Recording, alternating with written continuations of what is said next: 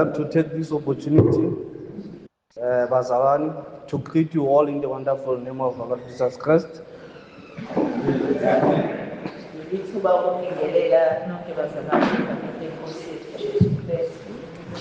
And also, I would like to take this opportunity to thank Obama for granting me this opportunity today to share the word of God.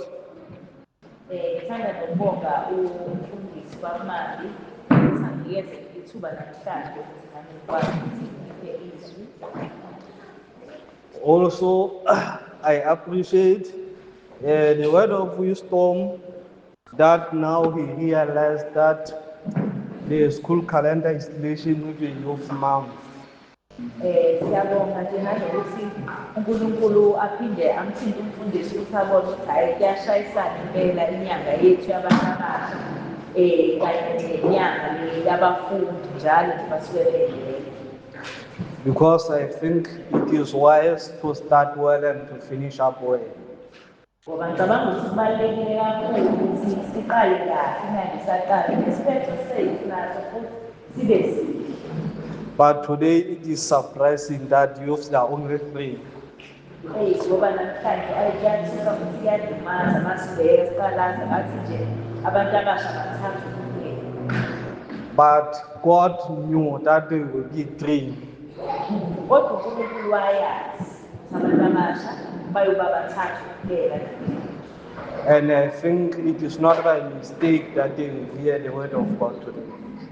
Okuthokozisayo ukuthi siyazi ukuthi izwi laNkulunkulu abazolizwa namhlanje bazobe bengalizwa leli. As you know, the youth year film for this year is Return to the Lord.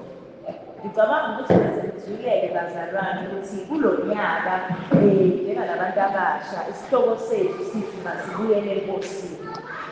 But for today, I will shift little bit, but I will go back to the film.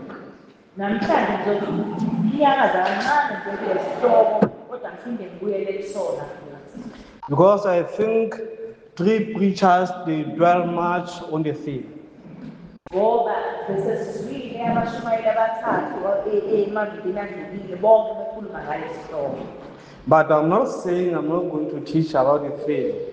Angisho kodwa phela ukuthi ngeke ngikhulume ngaso lesi sihloko. But I'm going to teach about the consequences of denying to stand up to the theme. Namhlanje kodwa mina la ngifuna ukuthinta khona kakhulu ukuthi ikuphi okungenzeka uma uthatha isinqumo ungabuyeli enkosini. So, my title for my sermon for today is The Cost of Moving Away from God's Way.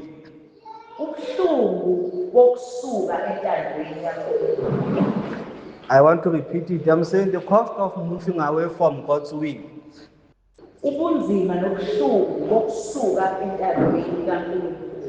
So without wasting any time, let us read in the book of Ruth, chapter number 1.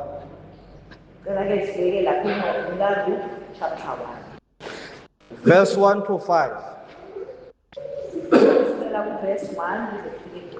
And then 19 to 21. Anyone who has a Bible, may you please read for us.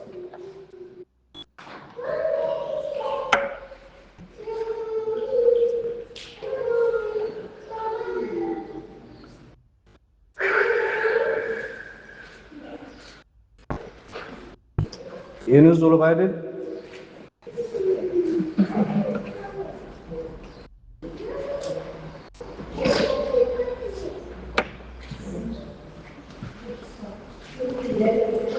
Ruth, chapter 1.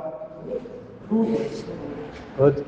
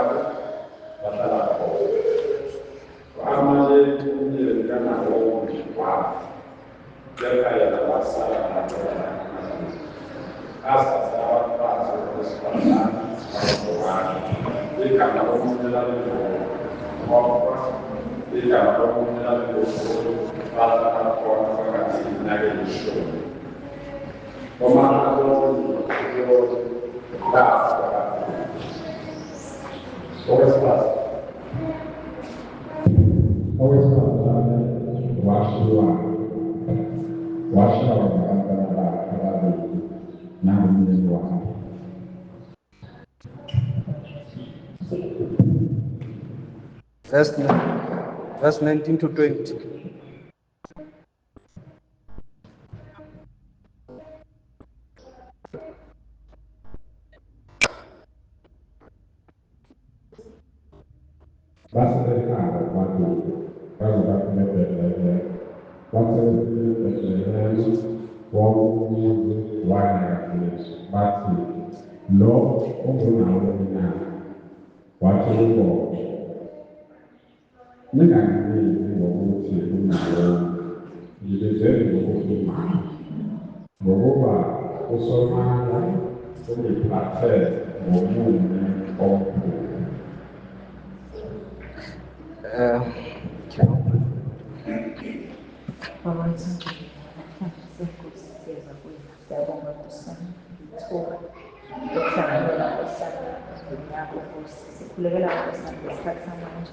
Umntwana wakho Nkosi yami sazosipha izwi sikhulekela Nkosi ususe konke okungasidistract Nkosi yami ukuthi sigcine singalizwanga leli zwi.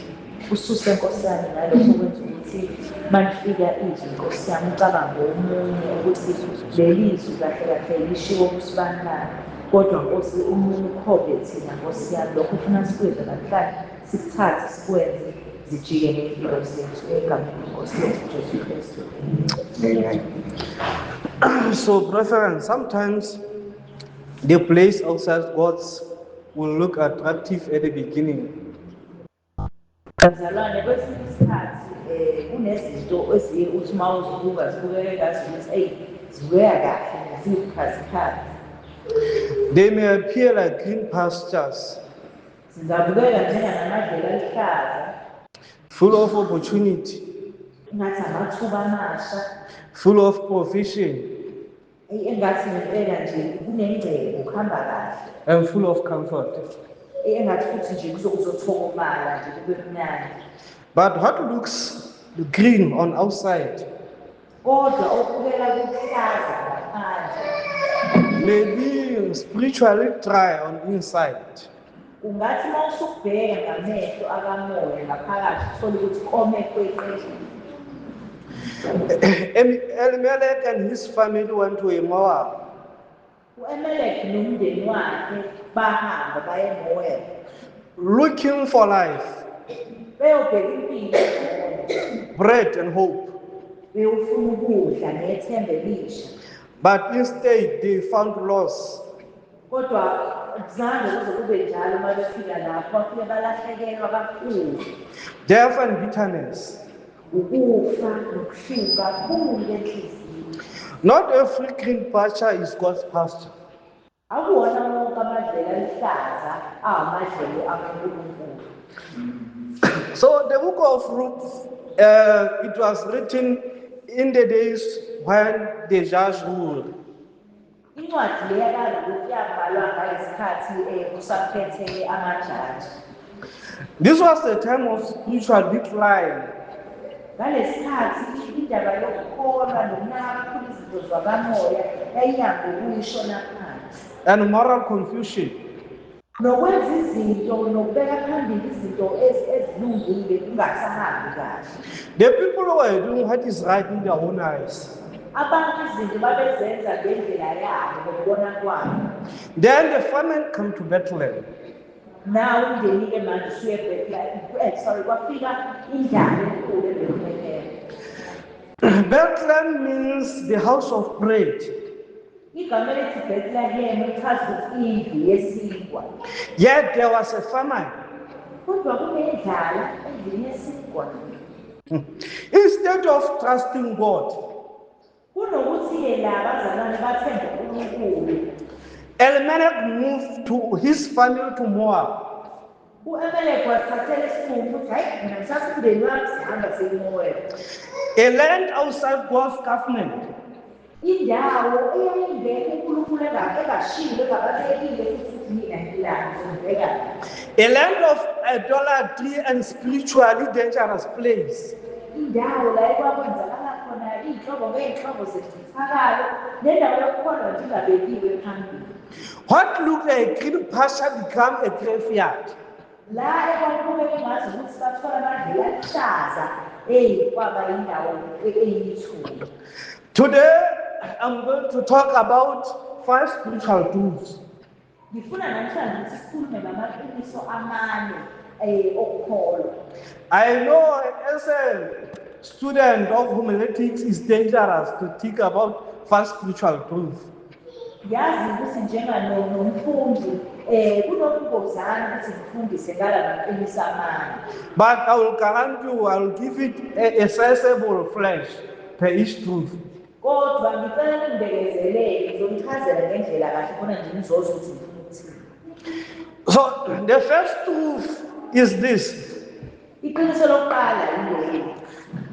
Difficult circumstances can tempt us to leave God's will. Ukubhekana nezinto ezinzima kuyasifaka esilingweni sokuthi sithi ukuphuma kancane entandweni kaNkulunkulu. As like I have mentioned it earlier, there was a famine in the land. Njengoba kade sesizwile ukuthi kwakunendlala la. And we see it in Ruth chapter 1 verse 1. Sikuzwa lana-ke kuRuth chapter 1 verse 1. Hardship came. Ubunzima bafika. Food was scarce. Ukudla kubola. Pressure increased. Kunengcindezi enkulu. And fear grew. Kwaqala-ke manje wonke umuntu wasala. Instead of trusting God, Kunokuthi bathembe uNkulunkulu, they moved away. bathi hayi ngeke besizameke la eceleni. And if you can remember the name of Elimelech, Uma ungalikhumbula igama la-Elimeleki, my God is my king. uNkulunkulu uyinkosi yami. But instead of recognizing his name, Kunokuthi azikhumbuze nangegama lakho, he moved away. wakhetha ukuthi hayi akakushenxa kancane. Sometimes God allows famine to test us. Kwesinye isikhathi uNkulunkulu uyayivumela indlala ngoba efuna ukubona thina. To refrain us Ukuthi athi usinyakazisa kancane and to strengthen us. nokuthi athina amandla amasha. Many believers today, Abaningi-ke abazalwane ngesikhathi samanje they live ministry while it's hard. kunendlela ukuthi kuba nzima kulolu hambo lokholo kushiye phansi. They live church when challenges come. Bake kwaba khona nje ukungasahambi lapho kushiye phansi nje nasesontweni. They live God's calling when pressure arises. Make kwabona ukuthi hayi ngeke manje sekuthanda ukuba nzima kushiye phansi nje nobizo kaNkulunkulu. And running away from hardship may lead us outside God's will or plan. Okunzima ukuthi mawubalekela icebo laNkulunkulu lokho kufana kwingcindezi engaphezulu kwaleya usuyibalekele. The second spiritual truth, Iqiniso lesibili, they betray their spiritual heritage and family. bancamela ukuthi abashiye lokho okuyikona abafundiswe kona njengabazali umndeni wabo senkosini. They left God's land, Bashiye umhlaba kaJehova, God's people, abantu baNkulunkulu, God's worship. uyindumiso kaNkulunkulu. They entered Moab, Bathi hayi thina siyozala eMowabi, a pagan nation. indawo engayona nje indawo yabazalwane.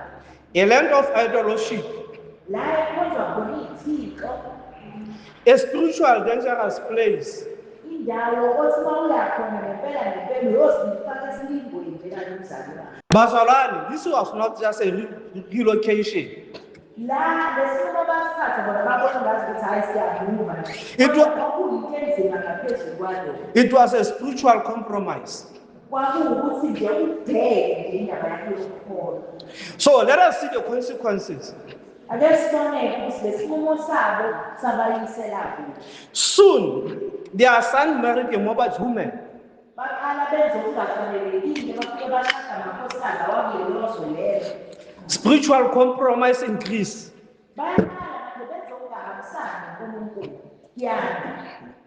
Bazalwane, when a leader move away from God's will, Bazalwane mawukuba umzalwane wasuka shenga entandeni kaNkulunkulu usuzenzela ngendlela yakho. family suffer, Imindeni iyahlukumeza. children suffer, Abantwana bayahlukumeza. and generations suffer. Nabantwana abazayo emva kwaleso sikhathi nabo bayohlukumezeka ngaleso sinqumo sakho wasi. Spiritual number 3. Iqiniso lesithathu. Moving away from God's will lead to progressive loss. Ukusuka entandeni kaNkulunkulu kuhambisana nokuthi kube ukulahlekelwa okulandelanayo. We see it in the book of Luke, chapter number 1, verse 3 to 5. Masifunda la kuLuke chapter 1 kulamavesi esiwathola ku-3 to 5. We see that first Elimelech died. Kwaqale kwashona ubaba walekhaya uElimeleki. Their son married a woman, the Moabite woman.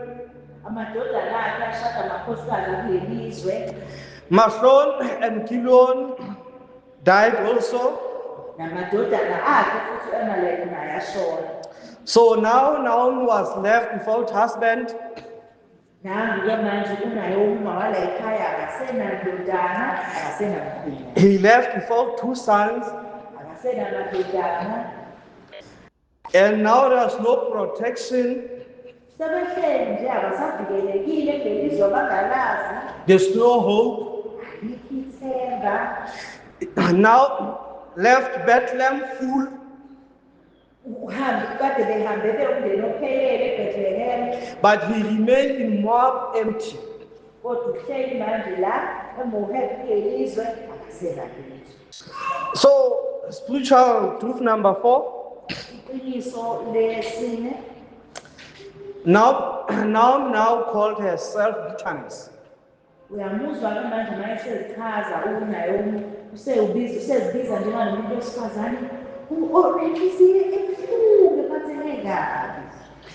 Verse number 20, he said, do not call me Naomi. Uzuyasho lapha kuverse 20 uthi hayi kungabe ngisangibiza ngoNaomi. Call me Mara. Ngibize ngomara. So Naomi means pleasant. Igama lithi Naomi lichaza ukuthi kuhle uhamba kahle. Mara means bitterness. Umara lo asethi akabizwe ngawo uchaza ubuhlungu obukhulu benhliziyo. So moving away from God's will turn pleasant into bitterness.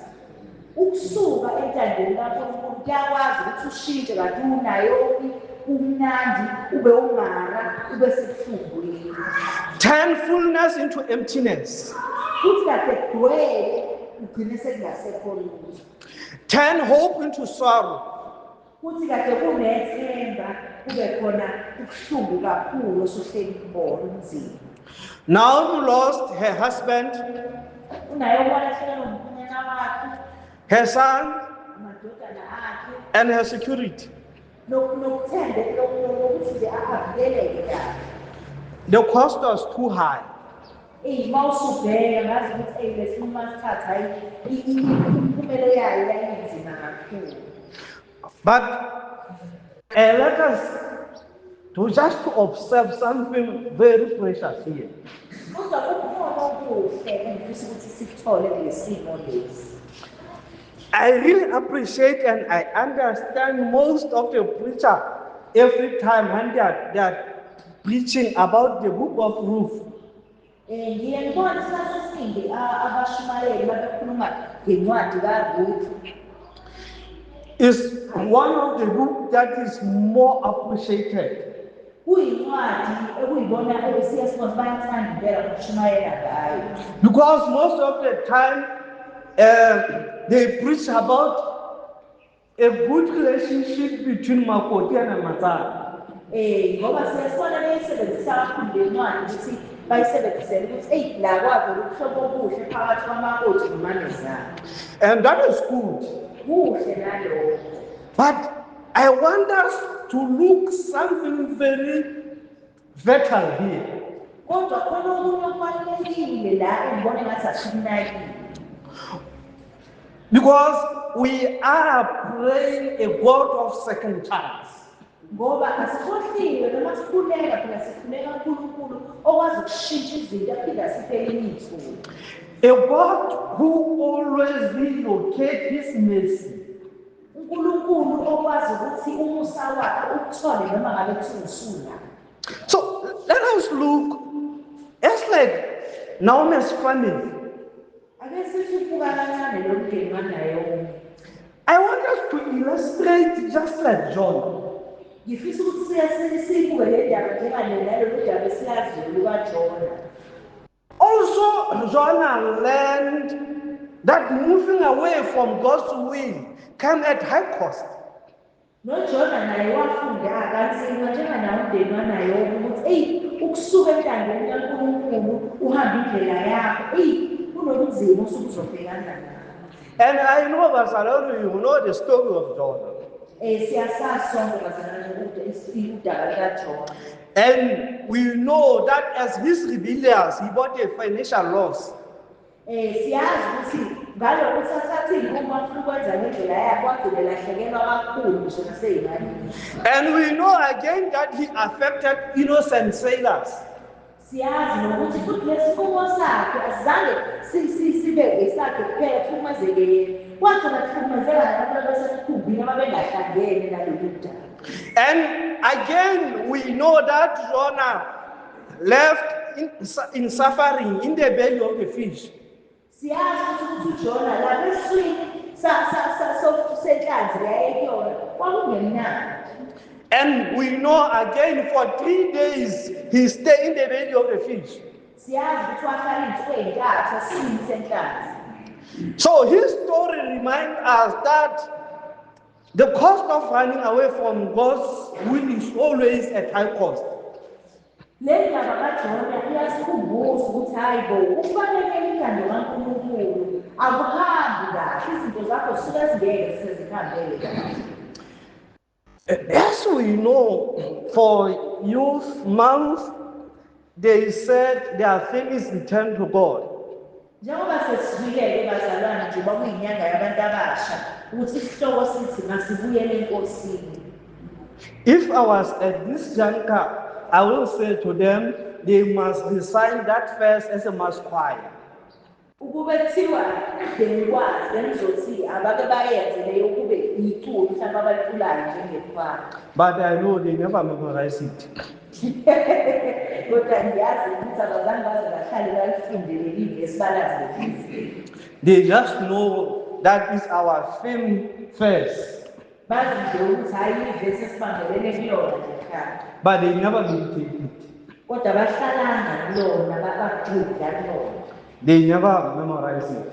Abazange ukuthi baze bafunde ukuthi bakwazi ukulisho bengayibuki. Because at this time I want them to read their theme song, their theme verse. Ngoba njengamanje ngifisa ukuthi babe balifunde balisho leli vesi leli. But I will give them a grace by looking at their Bible and then read it just like a mass choir. Ngizobacela abantu abasha ukuthi abazikhumbuze balivule iBhayibheli labo balishoke lamavesi amabili esihleli kuwona lenyanga njengekhwaya. Can you read it for us, guys?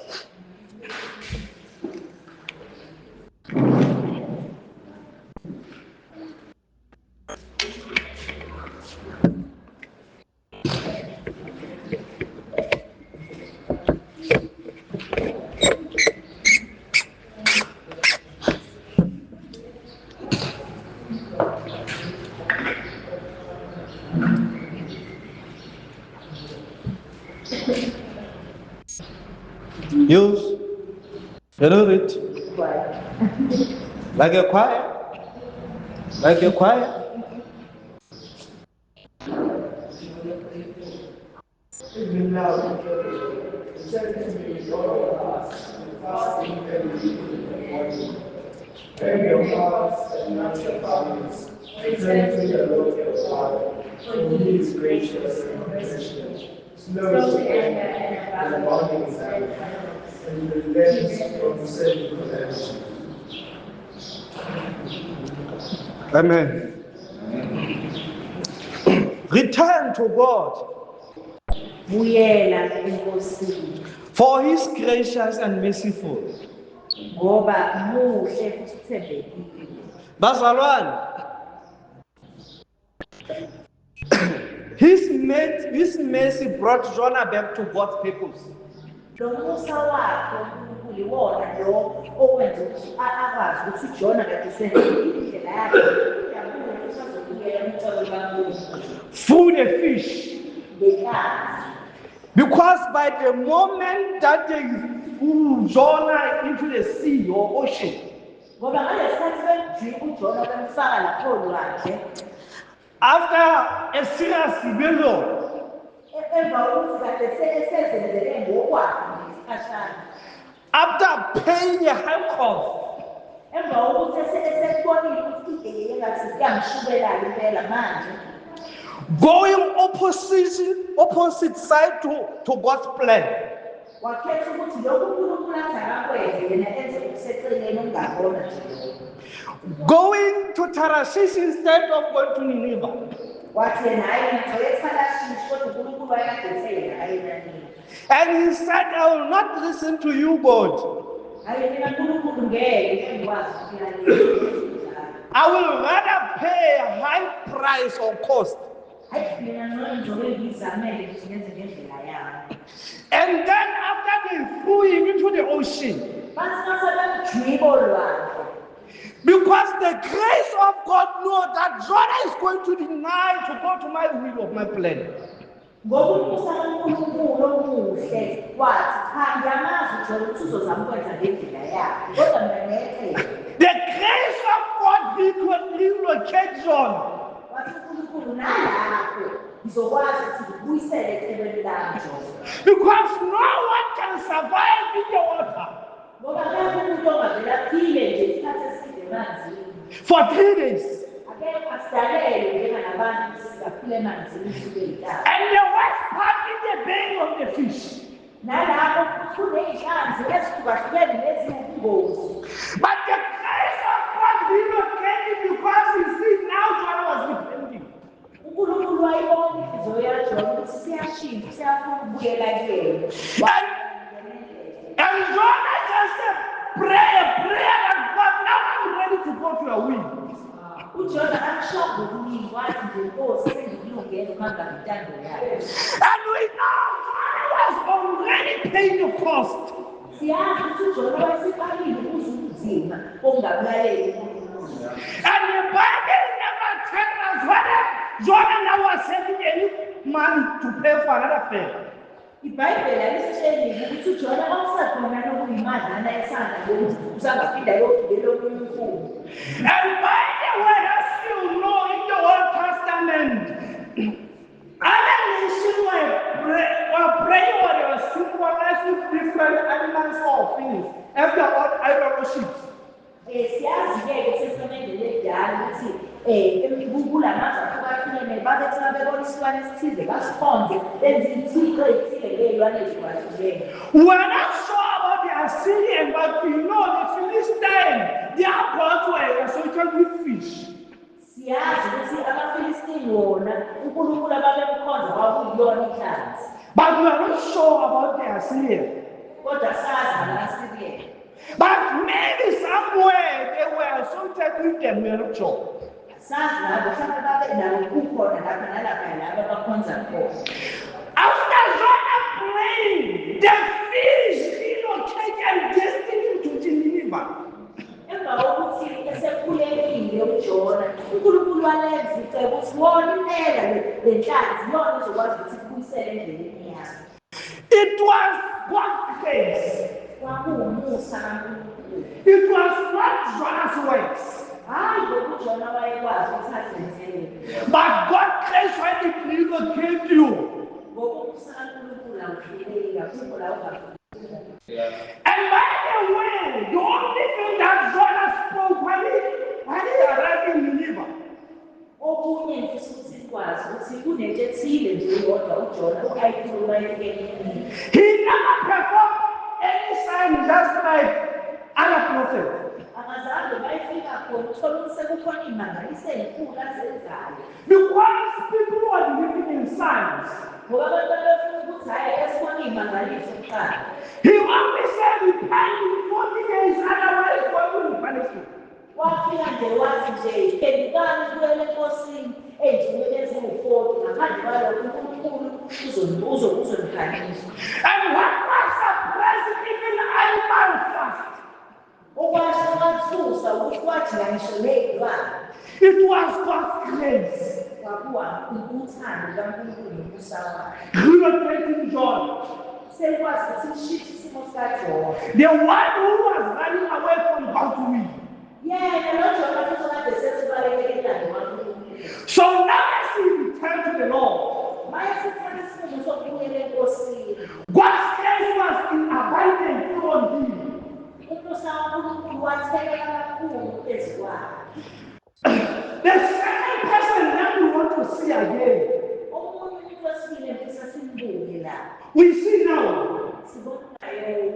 By the moment that now he understands now his emptiness, Unaye mayesebuka isimo sakhe siyabona ukuthi hey akusasele nayo ukuthi. and also realizing that now I'm bitterness, Izinto manje.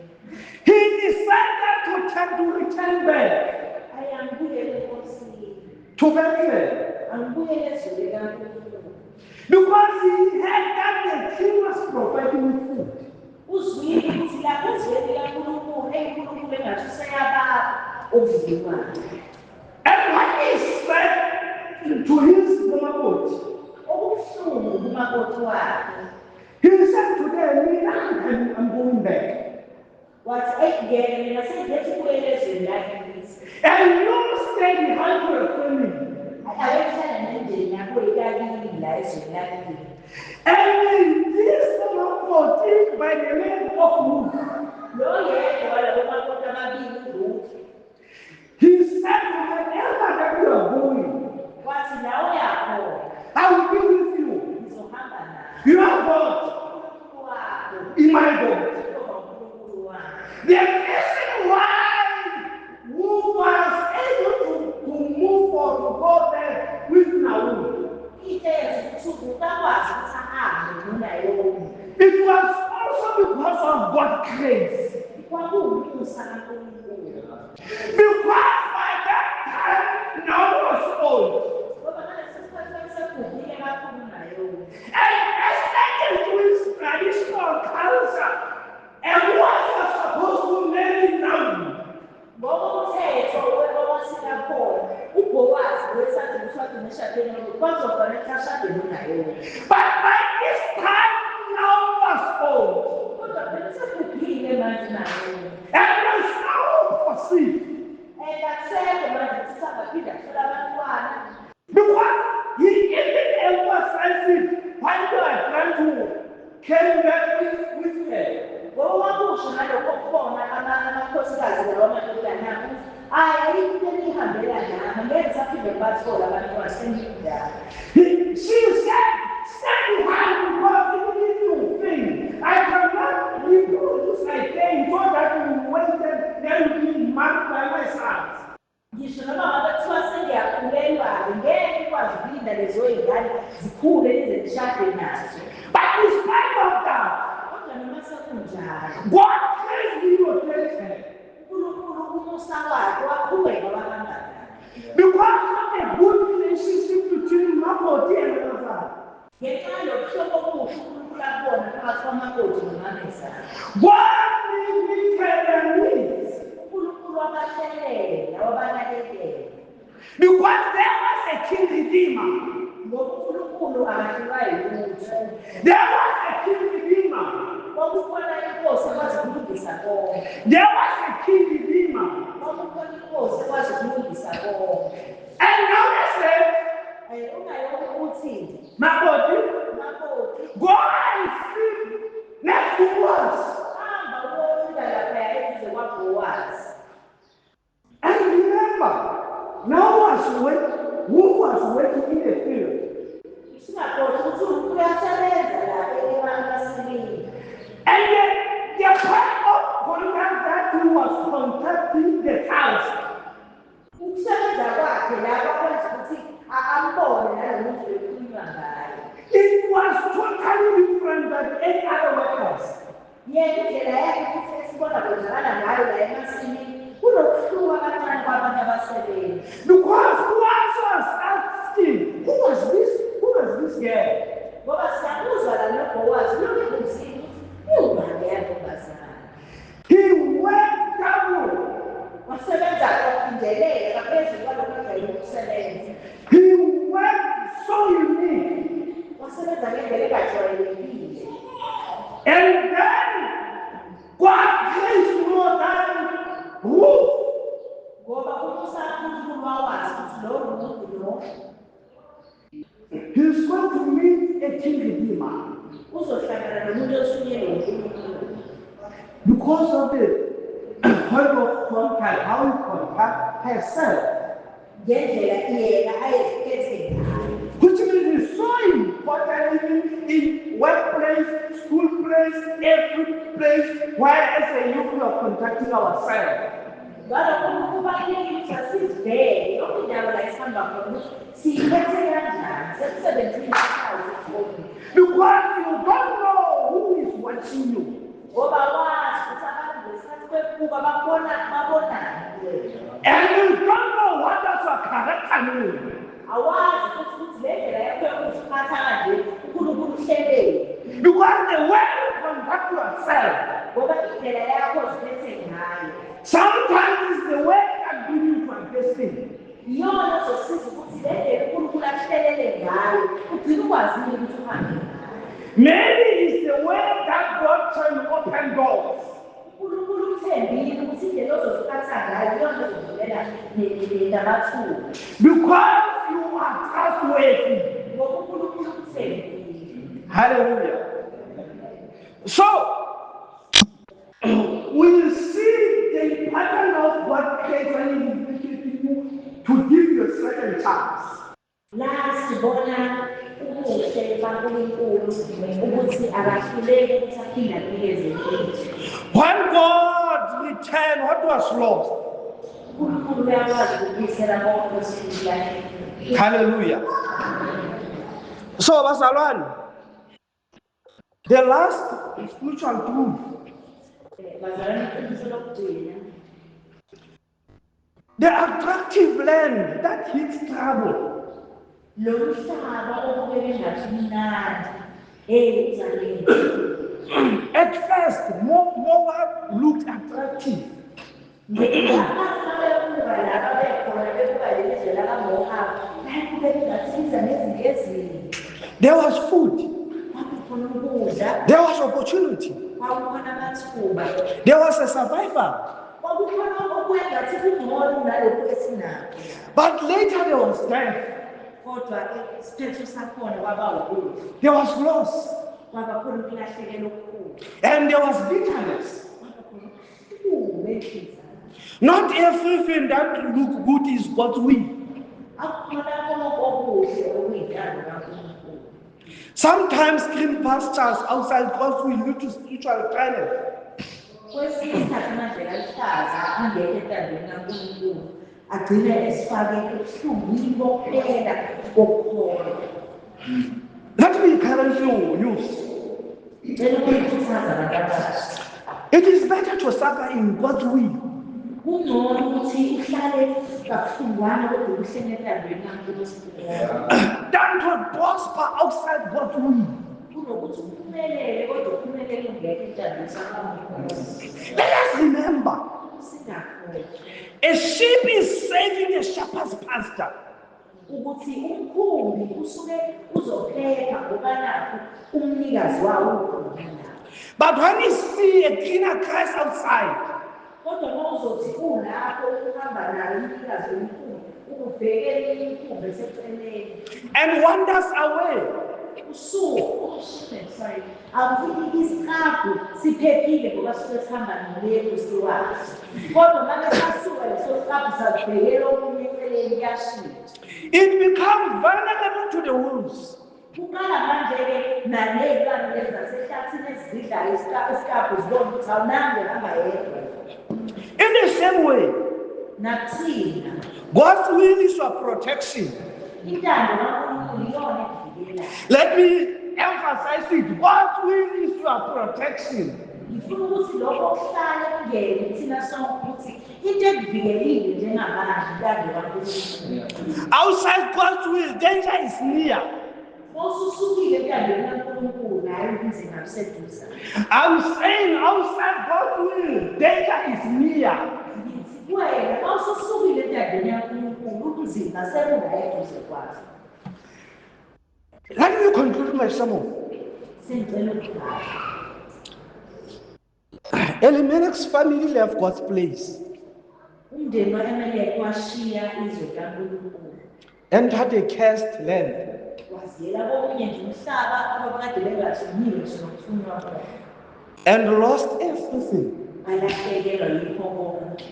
Naomi returned broken, uNaomi wathi mayisebuyela wabuyela ingekho kahle. empty, Akaphethe lutho. and bitter. Inhliziyo yakhe iphukile kakhulu. She said, Wathi I went away full, ngahamba ngiphethe ngidwele. and the Lord has brought me back empty. uNkulunkulu sengizise ngasena. Ruth number 1, verse 21. Lelo vesi silithola kuRuth number 1 verse 21. Let me challenge you with this challenging question. Ngicela ukuthi ngimbekele inselela ngalo mbuzo engizobuza. Ask yourself, Zibuze wena. am I chasing clean pasture outside God's will? Mina ngilandela amandlela aluhlaza angahambisani nohlelo lukaNkulunkulu. Secondly, am I making decision based on fear Iy'nqumo engizithathayo ngizithatha ngoba ngisaba. or thirdly, am I risking my spiritual future? Iy'nqumo engiyithathayo azizobeka yini ukholo lwami nje. Let me encourage you. Ngicela ukunikhuthaza. Stay in God's will. Hlala entandweni kaNkulunkulu. Trust God's in famine. Themba uNkulunkulu ngisho noma kunendlala. Let me repeat it. I'm saying trust God in famine Themba uNkulunkulu ngisho noma kunendlala. and remain faithful in hardship. Thembeke uNkulunkulu njalo noma ngabe kuthiwa kunzima kangakanani. Because I know the temptation arise or came in terms of hardships. Ngoba ngiyazi isidingo sokusuka entandweni kaNkulunkulu siqhamuka mawubhekene nobunzima obukhulu. They cannot become when we are eating amantofolo. Afiki kakhulu uma konke kuhamba kahle sidla amantofolo. They cannot become when things are okay. Hayi uma kusahamba kahle nje konke hayi uhambe nje kahle nje noNkulunkulu. They become when you are empty. La sibone ngazokuthi hayi naye ngathi uNkulunkulu usengishiye usengikhohliwe ila isilingo sokusuka entandweni kaNkulunkulu esifika khona. Even you get the pressure from outside. Uzoqala nabantu bangaphandle bakufakele ingcindezi. Sometimes even your family, you are the first weapon killer. Abanye bethu nje nomndeni wakho nawe unayo nawe uyafika ukuthi hayi zama phela nakho lokhu. Because in our family, we are not all of us who are born again. Ngoba phela emndenini wethu abasindisiwe bonke. So they will always wait for that moment to destroy you.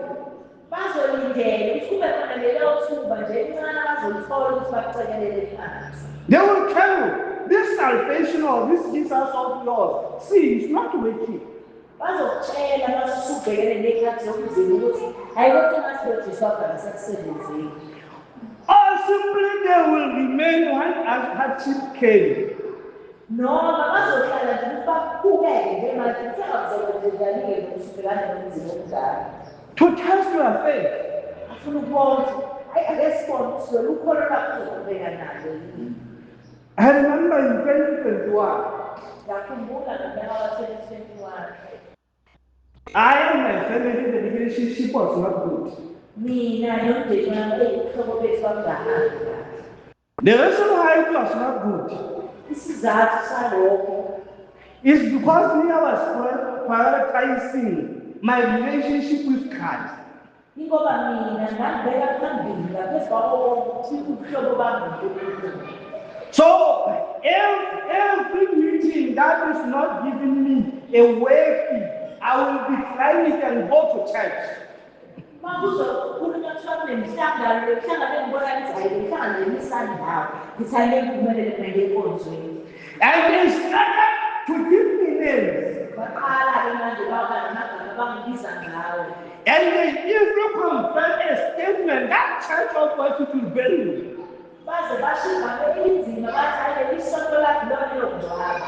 And then I say, it's okay, whatever that what I'm doing is right as of the Lord. Ngabe sekubaphendula ngathi hayi kulungile kodwa ngiyazi sengikwenzayo kulungile emehlweni kaNkulunkulu. They challenged me a second time. Baphinde futhi bathi hayi bathi kunginyakazisa futhi okwesibili. By the time that we lost our son, Kwathi bathandele umntwana wethu emhlabeni there was a opportunity. babona ithuba.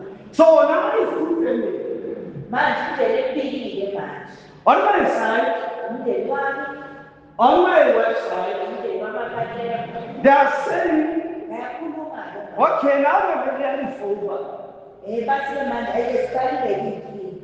So now we are going to perform the rituals. Sewuphelile umngcwabo-ke manje sekuthiwa-ke khona sekufanele kwenziwe-ke manje. So now they are saying they are going to wear my wife this black dress that normally they wear, woman. Sekuthiwa umkani-ke manje-ke akafaki izinto-ke manje. Then I supposed to put out just like a man. Kwathiwa kufanele ngimele manje njengendoda. And with respect, Kodwa ngenhlonipho phela I told them, ngabatshela good people, bantu benkosi we are born again. singabazalwane thina singisiwe. We are children of God. Abantwana bakaNkulunkulu. The blood of Christ Igazi likaJesu has cleansed all. selihlanze konke. There's no anymore tears. Asikho isinyama esikhona. We will live peaceful. Sizophila ngokuthula. And then after that, Emva kwalokho they said, bathi, we respect your decision. siyahlonipha lo mshono. But mind you, Kodwa thina anything that will happen to you, into efuna ukuthi niyazi noma yini ezokwenzeka mina don't blame us. siyafana. Then I said, Ngabe sengibaphendula ngithi we are going to live as if there's nothing happening. sizoqhubeka siyasifile nje engazi ukuthi akwenzakalanga yini. And if you can count Mawungabala 2021, ngo-2021 now it's 2026, manje 2026 nothing bad has happened. akukho-ke okwenzile. We trust the grace of God. Samathela manje Nothing bad has happened to us. Nothing happened to my wife. nabo kubalulekile. We see God's elevation daily. Siyabona ukuthi behamba nansuku zonke. That's what I'm saying. Ngakho ngithi It's so important to stand firm kubalulekile ukuhlala ugxile enkosini for your salvation. kulolu hambo lakho lwemfundiso. Because it's not a smooth road. Ngoba akuwona umgaqo nje opholile futhi konke kuzohlezi kuhamba kahle. And also, if I was a math teacher, I would say it's not a straight line. Kodwa kube namhlanje lekizokufundisa ngebala bekuzothi akuwona ulayini oqondile. It's a straight and arch like a mountain and curves. Kuwumgaqo onamajika amaningi ahlukahlukene. Sometimes it's smooth, Kwesinye isikhathi uyanyakaza, as you enjoy his smoothness, futhi usakhe yajabula ukuthi iyaqhubeka i-brown, ishone phansi as if you are browning, uthi kanti usukasingagulisayo is pulling you up again, lakhuphule futhi and then straight again. phinde kube ngathi konke kuhamba kahle It's like that. kunamajingajinga nje kunjalo. So there's no honeymoon in the Christian faith. La enkosini bazalwane asikho kufanele. So as I'm closing, Mase sengivala bazalwane.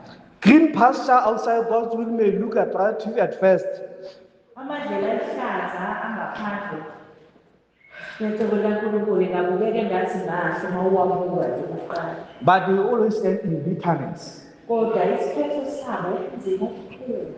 So as we are going back at home, Mase sesibuyele emakhaya. let us go back and digest, Ake sihlale phansi sithi ukulicabanga sicubungule lelizwe. meditate it, Sigxile sicabange lelizwe. and then look upon our areas Sizibheke manje thina omunye. why we want God to nurture us. La esifisa ukuthi uNkulunkulu asikhulise. Can you pray for us? Nkosi yamakhosi, siyabonga Nkosi yami njena. Siyabonga Nkosi ngokuthi alibuyi ngamandla Nkosi yami njena. Sikhulelela Nkosi yami ukuthi sisizwe ukuthi sikhumbule ukuphathisa umntwana wami Nkosi yami ukuthi amandlela aluhlaza angekuda nemnyama hambisana nobuhlungu obukhulu Nkosi yami. Okunye Nkosi yami sikutholile ukuthi ake sizibheke Nkosi ukuthi izinqumo ezithathayo asizenzi ngoba sesingasathembi wena, sesizenza ngokuthi konke sikwenza ngefear. Siphinde Nkosi yami iy'nqumo esiy'thathayo sizibheke ukuthi azizolida yini Nkosi yami to spiritual dryness. So Father, we just pray my God that you will help us ukuthi lentshumayelo nazo zonke Nkosi yami iy'ntshumayelo zakuy'nyama zingabi Nkosi yami like we're reading a storybook, but we may take the steps, my God, to return to you. Siyadinga kakhulu Nkosi yami ukwenza. Cela Nkosi yami usiphe amandla ukubuyela kuwena ngey'nhliziyo zethu zonke, with fasting and weeping and mourning, ukuze sizokwazi Nkosi yami ukuhamba ngokwentando yakho. Egameni leNkosi yethu uJesu Kristu.